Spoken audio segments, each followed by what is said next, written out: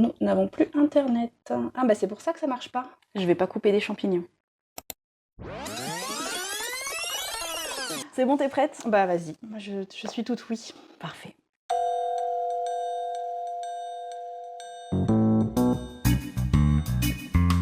Bonjour à tous et bienvenue au bureau des Curieuses Aventures. Aujourd'hui, on reçoit Justine qui va nous présenter tout de suite son activité. Bonjour Justine. Bonjour. Est-ce que tu peux nous parler de ce que tu fais au quotidien? Alors, ce que je fais au quotidien, ce sont des cadres lumineux en papier. Donc c'est tiré de l'art du kirigami, donc l'art de la découpe du papier. Donc, je me suis pris de passion pour cet art pour ma fille en fait. Je vais vous raconter un petit peu l'histoire. On veut tout savoir. Bah, très bien, ça tombe bien. Donc j'ai commencé en 2019 pour la naissance de ma fille, chercher un cadeau original pour sa chambre. Et donc j'ai découvert l'art du kirigami, l'art de la découpe du papier, sous forme de veilleuse. Donc en fait c'est de la découpe du papier d'un seul plan ou de plusieurs plans. Moi je travaille plusieurs plans de papier que je vais dessiner, découper et superposer et ensuite mettre en lumière pour faire ressortir les ombres pour faire des veilleuses. Donc j'ai commencé pour ma fille, en loisir, parce que j'avais un salariat, 39 heures, mes 2 enfants, voilà, beaucoup d'occupations, donc j'ai fait ça en Oui. loisir. Et ma famille et mes amis ont adoré, ont dit que c'était vraiment super, qu'il fallait vraiment que je me lance sur cette activité. Donc j'ai commencé à en faire beaucoup, beaucoup de kirigami, mais ça me prenait à peu près 15 heures pour faire un cadre. Donc énormément de temps. Oui. Et quand je loupais une petite découpe, j'avoue qu'on m'entendait un petit peu crier dans la maison. Et du coup, à force d'en faire, j'ai eu des soucis de poignet et mon conjoint m'a offert une machine de découpe. Donc en fait, maintenant, je dessine sur l'ordinateur. Alors, à la souris, je D'accord. dessine. Là, le Père Noël m'a amené une tablette graphique. Donc je vais pouvoir m'entraîner à dessiner à la tablette graphique, mais donc toujours le travail sur l'ordinateur dans un premier temps. Ma machine, avec un petit cutter, vient découper là où je lui demande.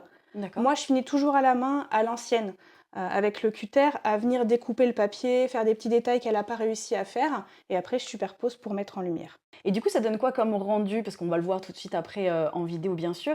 Mais du coup, c'est quoi l'effet que ça fait, en fait, de superposer du papier avec une lumière? Alors moi, j'utilise du papier blanc, du 205 grammes, donc un grammage qui se tient, en fait, qui va tenir le papier, parce que si on prend du 80 grammes, il va tomber, en fait, Bah donc oui, il y c'est aura ce pas que j'étais en d'intérêt. train de me dire. Le papier est plutôt souple, en fait. Exactement, alors que là, c'est du 200 grammes, donc ça va bien se tenir et surtout, j'utilise un papier, qui est un petit peu alors, il y a différents styles de papier. Moi, j'utilise pas de papier glacé parce qu'il y aurait un rendu bleu que j'aime pas trop, mais plus un papier un petit peu plus neutre avec une légère lumière jaune. Du coup, ça fait ressortir les ombres et en fonction de là où est mon papier coucou toi!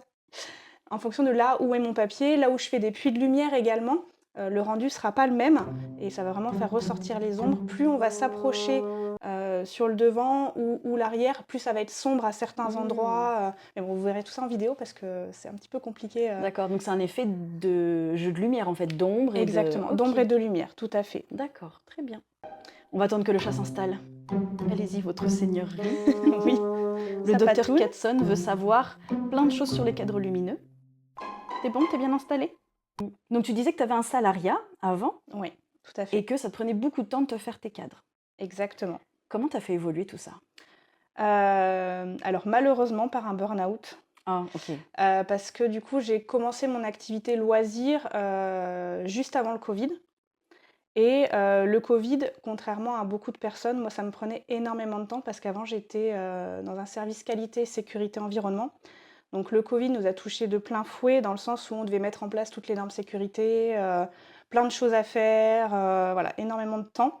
Donc mon activité vraiment été mise de côté et surtout, j'ai eu un changement de direction et là, ça a été le drame. Mhm. Donc pour beaucoup dans la société, ça a été compliqué, pour moi aussi Oui. et à force, ça a été un long trajet, le burn-out, alors je dis malheureusement un burn-out, mais en fait je me dis: «Si j'avais pas fait un burn-out, est-ce que je serais là où j'en suis aujourd'hui?» Oui. Donc c'est pas que je remercie, d'avoir fait un burn-out, mais ça m'a permis de poser les bases, de savoir ce que je voulais, ce que je ne voulais pas, surtout ce Oui. que je ne voulais Mm. plus. J'ai appris à dire non. Voilà, donc c'est des choses que j'aurais jamais été capable de faire avant.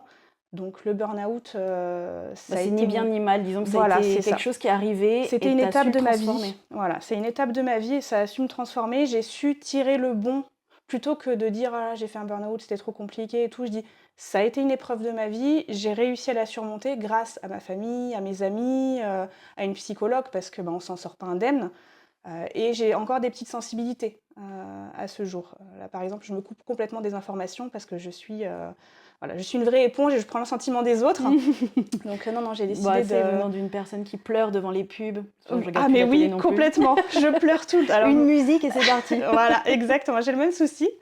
Et du coup, voilà, ce burn-out m'a vraiment aidée à évoluer et j'ai réussi à dire non, j'ai réussi à choisir ce que je voulais aussi parce que alors quand je suis revenue de mon burn-out, il y a eu 1 an. Je savais que je voulais quitter la société. Comment je voulais la quitter, je ne savais pas. Mmh. J'ai eu des propositions. Est-ce que je repartais après sur un salariat où j'ai eu un entretien, exceptionnel quand j'ai quitté ma société et je lui ai dit clairement, j'ai eu 2 heures d'entretien, je crois et je lui ai dit en face, je dis: «Mais en fait, je ne sais pas si je veux retourner dans le salariat». Mmh. Donc je lui ai montré ce que je faisais. Il m'a dit: «Ah mais c'est super beau, écoutez, j'ai un autre poste dans 6 mois qui se libère. Si ça marche pas votre activité, vous revenez dans la société que je vous D'accord. propose». Et du coup, j'y suis pas retournée, voilà. Et même dans ma société actuelle, il y a eu encore un changement de direction. Ils m'ont demandé si je voulais revenir et je leur ai dit non. Non, non. Bah non, parce que du coup, maintenant, tu as tes cadres lumineux. Exactement et je suis vraiment ravie, Oui. de cette activité parce que je pensais pas que ça aurait un tel engouement. Mais en fait, les gens apprécient. C'est quelque chose qu'on n'a pas l'habitude de voir, c'est original. Ce sont mes dessins, donc c'est vraiment ma propriété. Heu, alors il y a des choses que je peux faire, il y a des choses que je ne peux pas faire. On me demande régulièrement des licences. Stitch, C'est ce que j'allais te Pokémon, demander. voilà, Mmh. tout ça. Moi, je me refuse à le faire, dans le sens où, c'est des licences, il faudrait payer des droits. C'est extrêmement cher, c'est extrêmement compliqué d'avoir ces licences, et moi, je me refuse à le faire parce que si je n'ai pas le droit, je ne le fais pas. Après, je «détourne» entre guillemets, parce que je fais les comptes, Oui. donc tout ce qui est tombé dans le domaine public. Donc là, moi, je fais Alice de Lewis Carroll, La Belle et la Bête, La Petite Sirène d'Andersen. Ils sont tellement beaux. Ah oui, effectivement, je vous les montrerai tout à l'heure. Et Cendrillon aussi, je fais. Et ça, c'est tout des contes qui sont tombés dans le domaine public. Alors les gens font le rapprochement par rapport à Disney parce qu'ils connaissent Disney. Oui.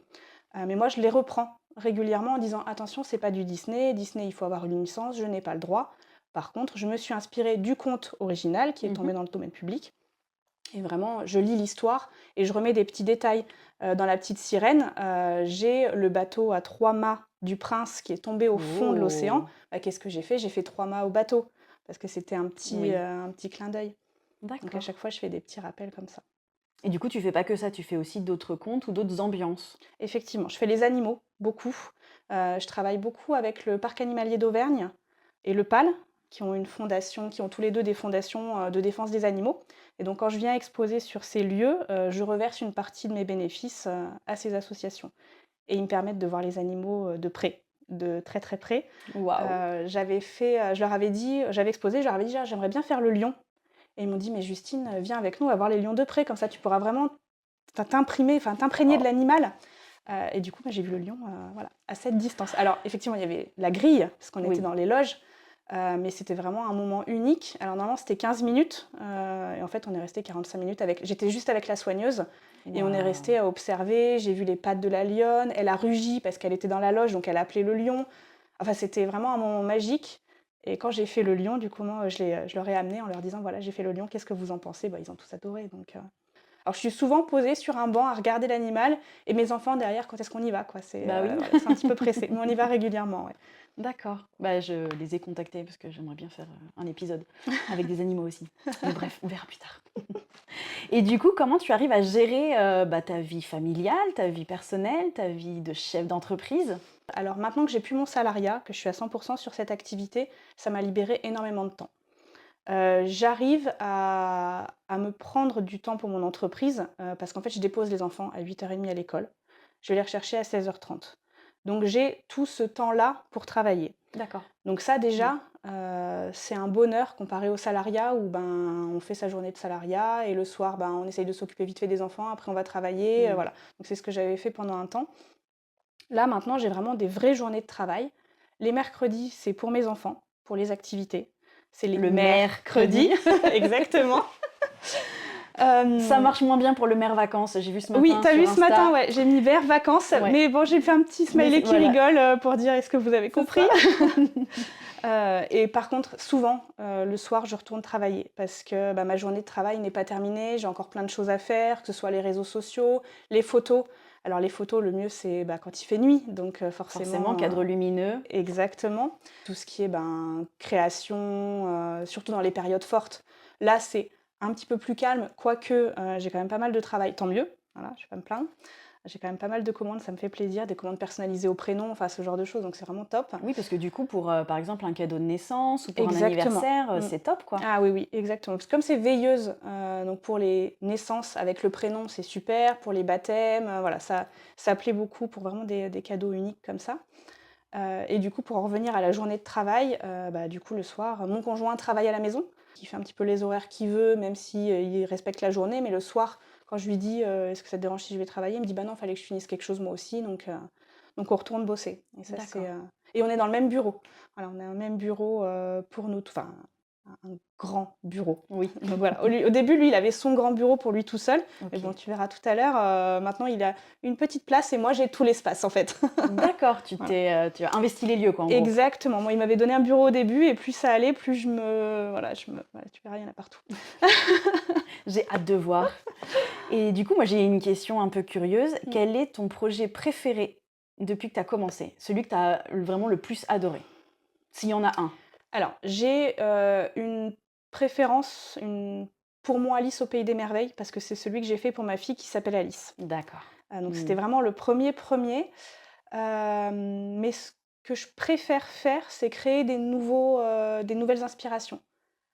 D'accord. Et peut-être que mon petit préféré, c'est le renard quand même, parce que je le trouve trop mignon. Il est beau. Il est Ouais. beau le renard, voilà, je l'aime beaucoup, beaucoup. Et du coup, est-ce que tu as des projets futurs à venir? Est-ce que Oui. tu peux nous en parler? J'en parle beaucoup là déjà. Alors j'en parle très peu sur les réseaux sociaux, mais j'en parle déjà beaucoup aux clients D'accord. avec qui je discute, parce que je fais aussi le cadre Puy-de-Dôme, donc un paysage qui est voilà, mon best-seller. Il n'y a pas à dire, on est dans la région Puy-de-Dôme, les gens aiment le Puy-de-Dôme. Donc au début, je Et l'avais fait ils offrent le Puy-de-Dôme. Ils offrent le Puy-de-Dôme, mais même pour eux, hein, parce qu'en fait, je l'avais fait pour les touristes au départ, en me disant, c'était l'été, je dis ils vont repartir avec leur Puy-de-Dôme. Et 99% des gens qui me le prennent, c'est des Puy-de-Dômois qui le veulent chez eux, ou alors parce qu'ils ont le frère qui est parti de la région, frère, sœur, enfant, et du coup, ils font la petite piqûre de rappel. Oui. Donc j'ai des Puy-de-Dôme au Japon, j'ai un Puy-de-Dôme à Hawaï, Québec, Espagne, Portugal, un petit peu moins loin, mais c'est Waouh! des trucs qui sont partis assez loin. Mexique aussi, il y a Ah des oui, Puy-de-Dôme au donc Mexique. les cadres voyagent dans le monde entier, Voilà, quoi. exactement, exactement. Et du coup, tout le monde me dit ah, il est trop beau votre Puy-de-Dôme, ce serait bien que vous fassiez sur le Sancy, pourquoi pas le Mont Blanc, ce genre de choses.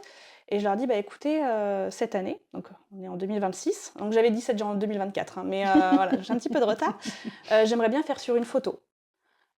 Portrait de famille, un paysage qu'on affectionne, un animal de compagnie, une voiture fétiche, voilà, ce genre de choses. Sur photo, faire le cadre lumineux.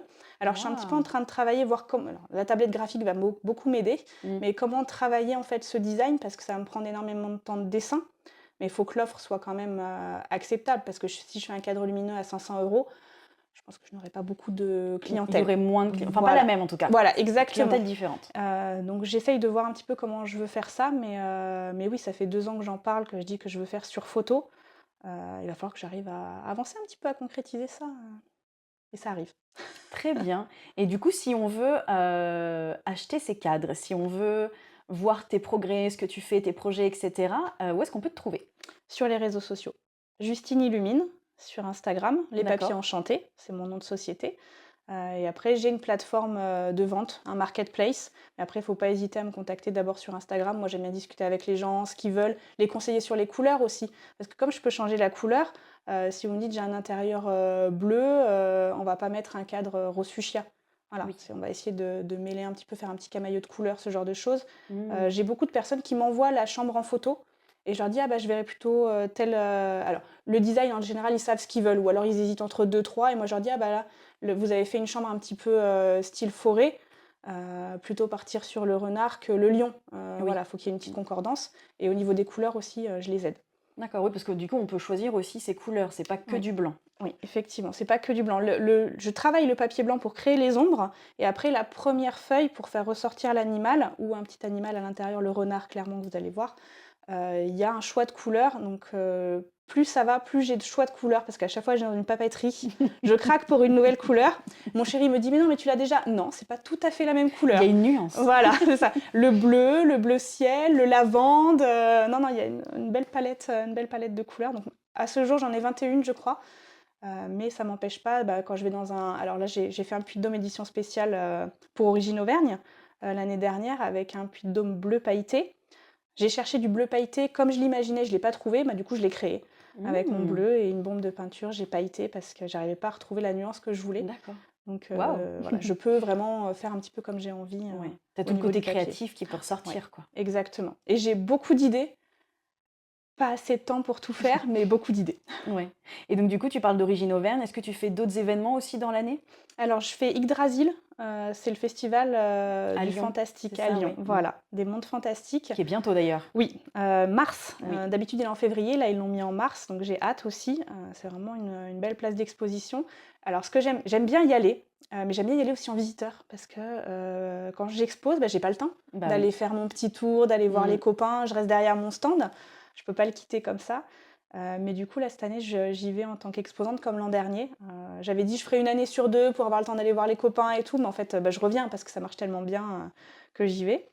Je fais aussi beaucoup les mercredis de la Fondation Opale, où ils font sur l'été, des journées soigneurs, des journées à thème, voilà, ce genre de choses où j'essaye d'aller exposer parce que, bah, j'aime bien l'ambiance.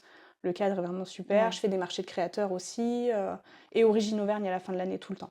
Là, ça fait 3 ans que ça existe et ça fait 3 ans que c'est exceptionnel pour mon activité, donc j'y retourne.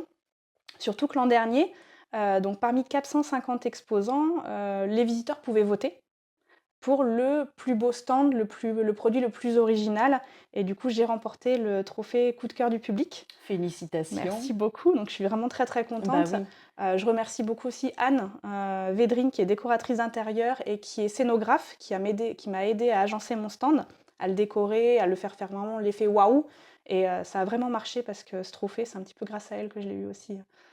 Et dernière petite info, j'ai ouï dire Mmh.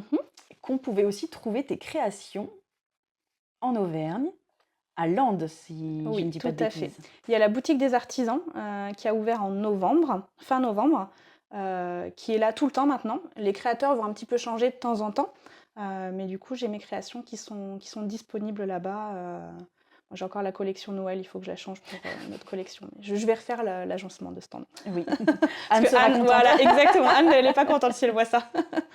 OK, et est-ce que tu serais d'accord pour m'emmener dans ton atelier? Alors déjà pour nous montrer à tous, Oui. tous ces merveilleux cadres dont tu nous parles et qui nous font super envie, et ensuite pour que tu montres un peu ton process et pourquoi Mmh. pas, bah, essayer quelques étapes que Tout à je fait. puisse les faire avec toi Et bah, avec pour essayer de plaisir, faire un cadre. avec plaisir. C'est parti? C'est parti. Allez, on y va!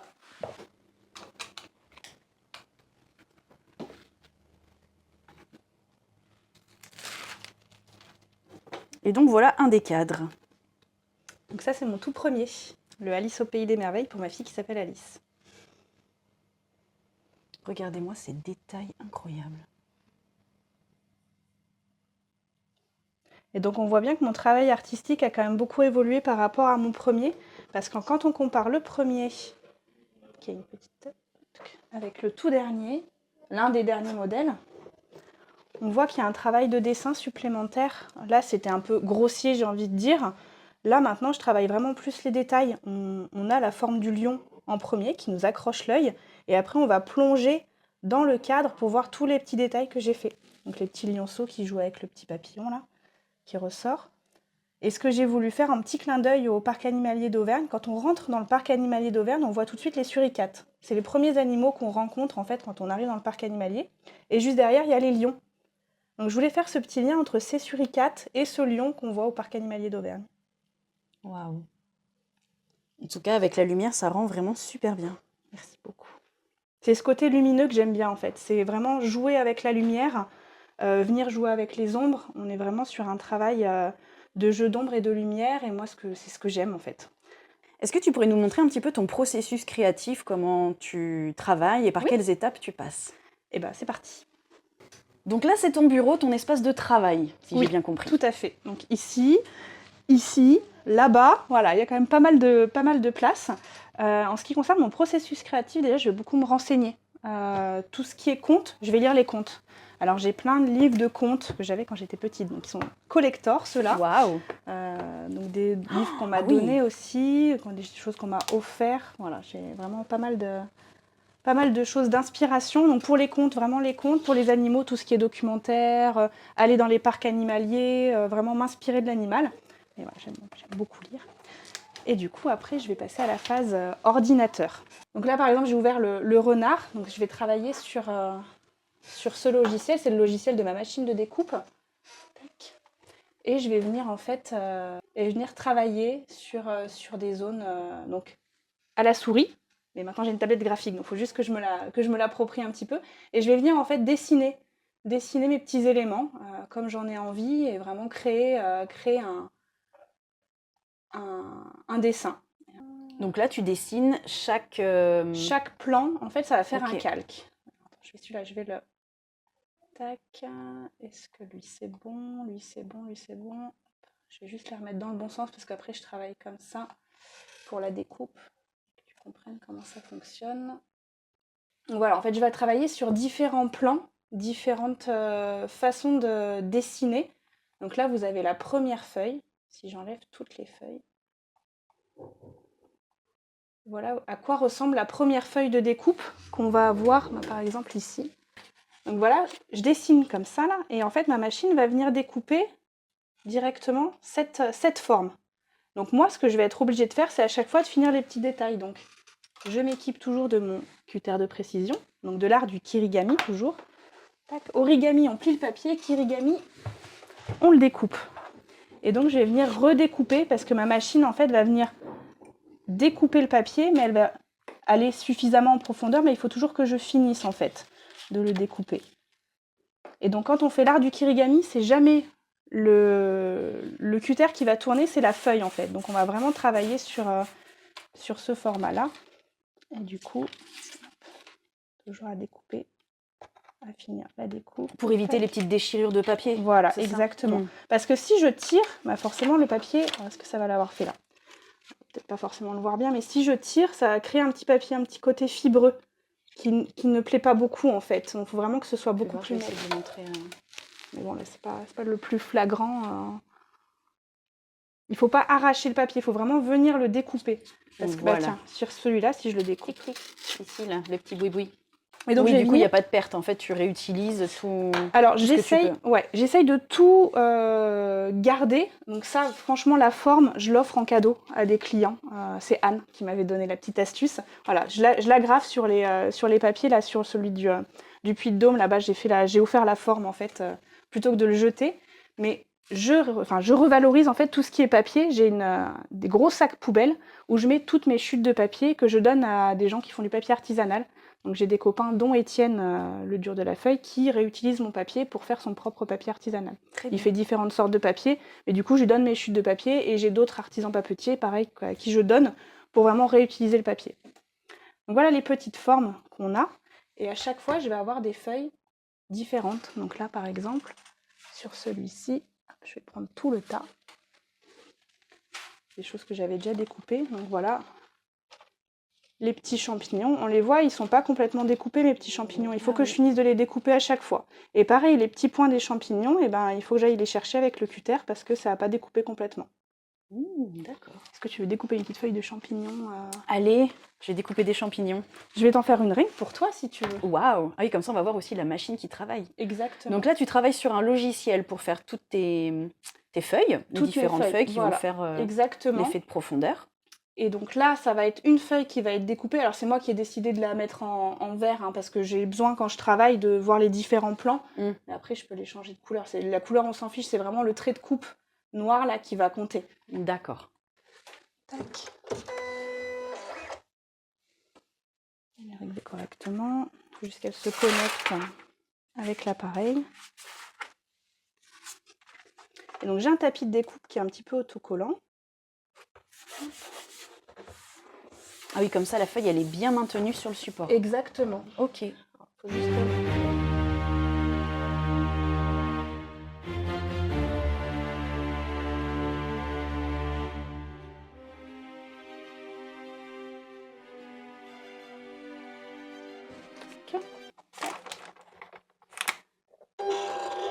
Donc là, après avoir envoyé la commande à l'ordinateur, Ça va à la aller machine. découper. Ça fait un peu de bruit. Ok.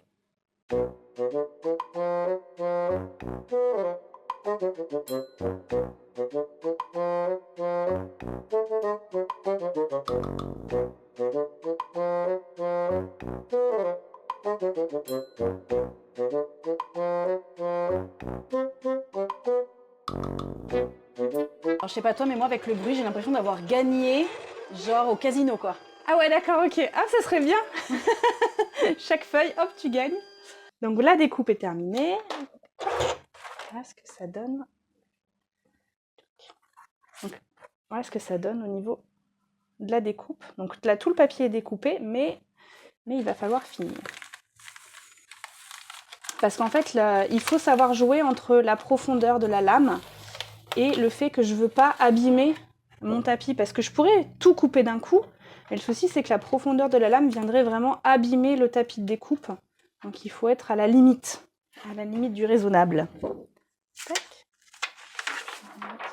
Protection. Et donc si tu veux prendre place sur mon bureau, Allez. hop, je te retourne la feuille et il va falloir finir les petits trous des champignons, donc avec le petit cutter. D'accord. Scalpel. On dirait un médecin, tu sais, un chirurgien. Mais oui, mais scalpel. ça me fait trop penser à ça. Donc, tu as dit qu'il fallait bouger la feuille Ouais. et pas le poignet. Donc toujours, moi je la mets un petit peu en biais et Ouais. tu vas venir donc chercher les petits trucs, voilà. Ici. Là, tu vas aller un petit peu découper. Tu vas devoir finir. Oh là là. Cette précision. Ouais, tu descends, vas-y. Très bien. Là, tu retournes ta feuille à 90. Tu peux lever ton poignet si tu veux. Là, tu retournes ta feuille pour aller chercher les petits brins d'herbe. Oh là là. Oh, il faut que je vous montre parce que vraiment, tous les petits brins d'herbe là. Donc là, tu as de la chance, tu en as certains qui sont un petit peu découpés. Mais là, ici, là, ils ne sont pas très bien découpés. Donc il faut les finir à la main. Aïe aïe aïe. Allez. Je te donne une petite astuce. Tu peux prendre la feuille qui est là, et la soulever pour t'aider à voir où est-ce qu'il y a besoin. Ah oui, d'accord. Ouais. Et tu vois, là, le champignon, là, il n'est pas bien découpé. Donc tu peux refaire un petit coup de coupe. J'ai tellement peur d'abîmer le truc autour après. Non, mais t'inquiète, hein, c'est ta feuille. Oh, mais quand même, j'ai envie de faire les choses bien. Il y a des familles entières qui me regardent et qui comptent sur moi. Ah oui, pour faire une jolie veilleuse. Ouais, on est pas mal, là. Tu peux appuyer sur les champignons pour les faire passer de l'autre côté. Ok. Alors, attends, parce que là... Si, c'est bon. Hop. Comme ça, tu veux dire? Dans l'autre sens, tire la feuille, celle-ci vers le haut. Et là, tu vois où est-ce que tes petits champignons, ils ont besoin d'être coupés. Alors là, parmi les feuilles, là... Ce sera une édition spéciale, hein. Curieuse aventure. C'est ça. Alors, c'est pas facile de bouger la feuille et de pas...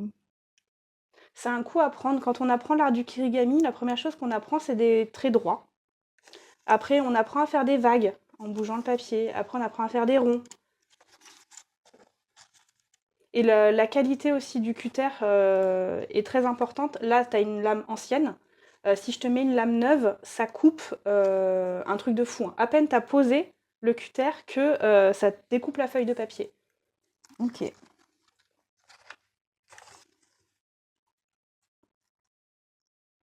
l'impression d'être dans Grey's Anatomy, opération à cœur ouvert. Pip, pip. Tu mettras des petits bruitages. C'est ça. Alors là, il y a besoin de découpe là. Faut pas que je décapite le champignon. Oh là là. Ça m'est déjà arrivé, hein, de décapiter des champignons, pas d'inquiétude. Ouais. Et donc avant, quand je faisais tout à la main, donc j'avais pas encore le design du renard, mais le Alice avec les ronces devant, j'avoue que quand je faisais un petit trait de coupe en trop, Alors je mettais un petit coup de scotch, ça se voyait pas trop, mais moi ça m'embêtait de mal découper. Ah bah j'imagine, ouais. Alors, toi là. Viens par là, petit champignon.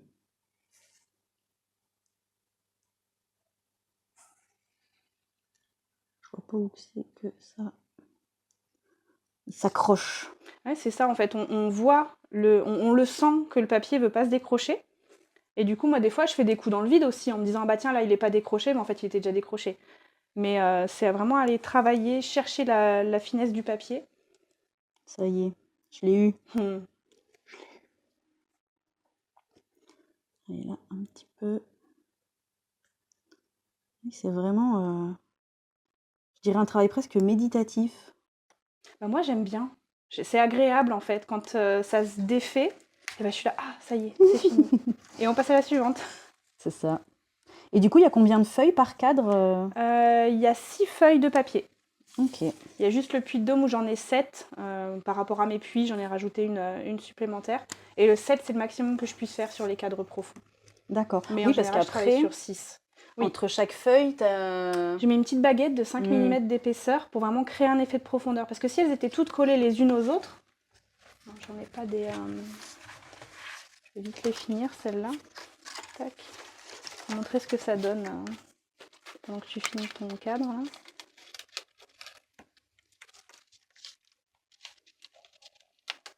Oh, les petites feuilles là.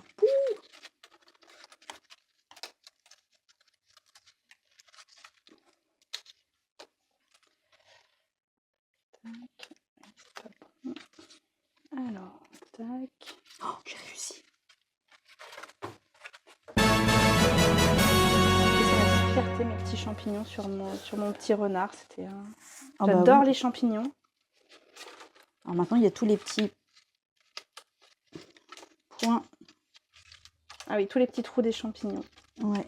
Et alors là, faut pas arracher un champignon Ah oui. non plus.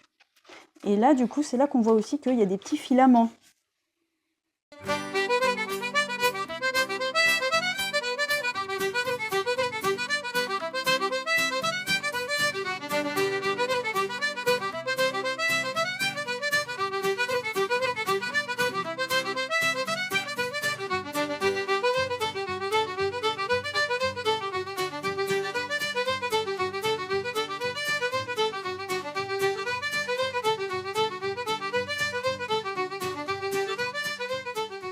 Et tu vois, tu as la même une bonne technique, c'est que tu mets ton ongle pour tenir le papier pour pas qu'il vienne se déchirer en fait. Ouais. Ouais, bon. Tu vois ? C'est pas fifou. Hein. Mais si, c'est très bien. C'est parfait. Faut savoir aussi dire c'est bien, je garde. Parce qu'en fait, moi j'aime bien tout ce qui est parfait. Et un jour, j'avais travaillé un design. Alors c'était quoi ? C'était l'astronaute.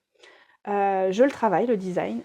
Et quand je le fais, je le découpe. J'avais quelques petites modifications à faire. Et je dis ah mais ça me plaît pas trop. Je vais changer un peu le design. Donc j'ai passé peut-être encore 3 heures à redessiner un autre design pour faire un petit peu plus poussé. Ah oui. J'ai montré à mon chéri. Mon chéri m'a dit ah non mais je préférais celui d'avant. Donc des fois, il faut savoir se satisfaire de ce qu'on a fait. Du nécessaire. Voilà, exactement. Ah, c'est pas mal. Mais dire ok, c'est bon, c'est pas mal. Et c'est très bien, même, j'ai envie de dire. Et du coup, voilà ce que... Là, tu as les autres feuilles. Donc ça servirait pour... Alors, tout ce qui est chute, c'est pour mes copains qui font du papier. C'est ça. Et du coup, si tu mets toutes les feuilles les unes derrière les autres, donc là, si on met hop, comme ça, Ah ouais. donc, je sais pas si on va pouvoir montrer à la caméra avec une source de lumière derrière. Hop. Donc là, du coup, tu as tout assemblé, tu as mis tes petites baguettes, ça crée, avec les puits de lumière, cet effet de superposition, comme ça. Attends, je vais faire un petit réglage, est-ce qu'on voit mieux dans le cadre? Oui. Et donc, du coup, on achète son cadre, et comment on fait après pour l'allumer? Alors, du coup, vous avez un petit ruban LED qui est derrière, qui fonctionne à pile. Parce que moi, quand j'ai développé le système, c'était pour la chambre de ma fille, et j'en avais marre de rajouter des multiprises, de chercher les prises secteurs dans les chambres. Je voulais vraiment qu'on puisse le poser où on veut. Donc ça fonctionne à pile, 3 piles AA basiques, avec le petit bouton qui est là. Et ce que j'ai créé, c'est que j'ai créé un petit scratch pour qu'on puisse déplacer le boîtier pour le rendre plus accessible ou venir le cacher derrière, comme ça il n'y a pas de fil apparent. On peut même le fixer au mur si on le souhaite en laissant dépasser un petit peu la cheville d'1 centimètre, comme ça on va pouvoir venir actionner le petit boîtier derrière. Oui. Et en plus, j'ai vu, tu prends des piles rechargeables. Oui, Donc effectivement. comme ça, en plus, voilà, ça reste dans cet esprit aussi de... Bah, faut pas qu'il y ait de drame. Moi, tous les soirs, j'allume dans la chambre de ma fille. Il faut pas qu'il y ait de drame de mon Dieu, il n'y a plus de piles. Donc, pile Oui. rechargeable et on interchange quand il y a besoin. Ouais. Et bah du coup, merci beaucoup Justine de nous Merci à toi. avoir ouvert les portes de ton atelier. On a pu découvrir tes merveilleuses créations. Si vous voulez avoir plus d'informations sur Justine, son travail, ou pour lui acheter tout simplement des cadres, je vais mettre dans la description en fait tous les liens vers tes réseaux. Et puis comme ça, les gens pourront directement te contacter. Bah, merci beaucoup. Avec grand plaisir. Et voilà, c'est ainsi que se termine cet épisode. Je vous retrouve bientôt pour de nouvelles curieuses aventures et n'hésitez pas à commenter, partager et liker. Bye! Donc là, c'était pour une petite Lucie. J'avais personnalisé et c'était la petite sirène, voilà. Personnalisé, pareil, le renard, je peux personnaliser, la licorne, c'est possible. La majorité de mes modèles sont personnalisables au prénom pour faire vraiment un cadeau unique. Super.